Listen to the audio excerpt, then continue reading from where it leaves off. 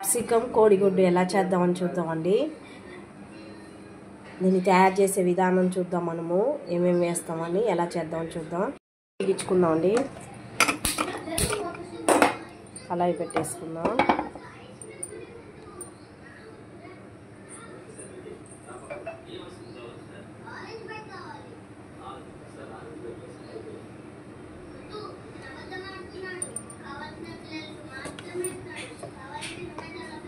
Oil వేసేసుకుందాం.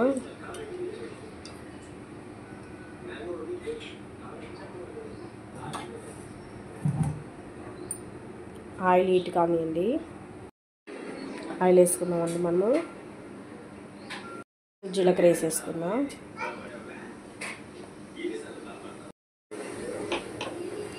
ఇప్పుడు మనము ఉల్లిగడ్డ వేసేసుకుందాం.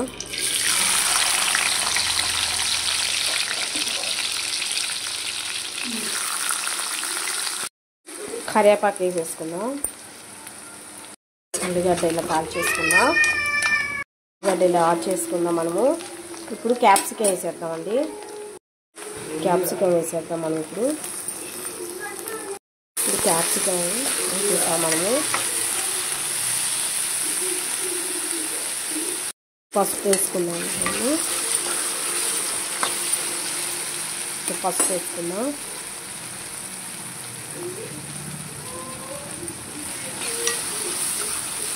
చాలా బాగుంటుందండి. ఎందుకంటే మనం ఎండు కారం వేయము, పచ్చిమిరపకాయ పేస్ట్ మాట వేసేది. చాలా బాగుంటుంది మనకి.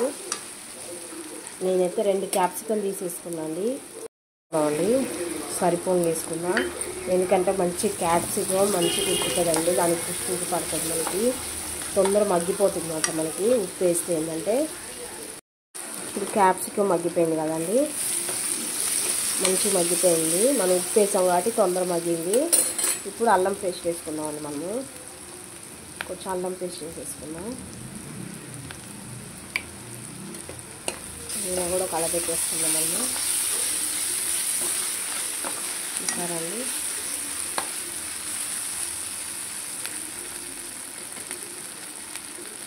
స్టవ్ తగ్గించామంట.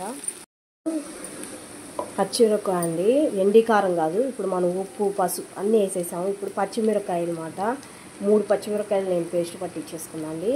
మనం ఎండి కారం వేయకండి, పచ్చిమిరపకాయ పేస్ట్ వేయాలండి. చాలా బాగుంటుంది క్యాప్సికానికి పచ్చిమిరపకాయ కారం అయితే.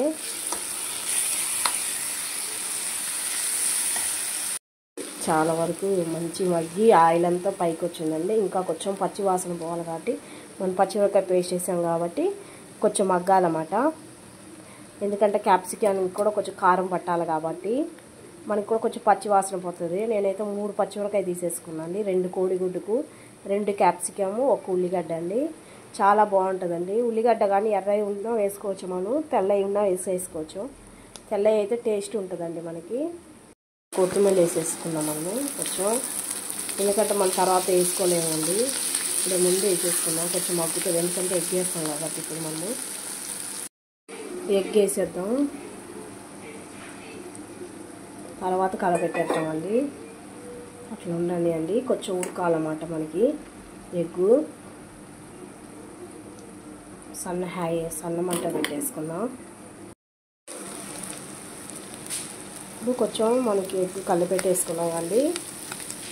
ఇలా పీసెస్ వచ్చినాయి చిన్న చిన్నగా మనకి. ఇప్పుడు కొంచెం మసాలా వేసేసుకున్నాం. గరం మసాలా అండి, ధనియాలు, చెక్క, లవంగం అది మసాలా అన్నమాట. కొంచెం వేసేసుకుందాం. మనము కలబెట్టేసుకుందాం. అయిపోయిందండి. మనం ఇప్పుడు స్టవ్ బంద్ చేసేద్దాం. మనము మంచిగా ఇది అయిపోయింది అన్నమాట. క్యాప్సికం, కోడిగుడ్డు, పచ్చిమిరపకాయ కారం తగ్గించేద్దాం. బంద్ చేసేద్దాం.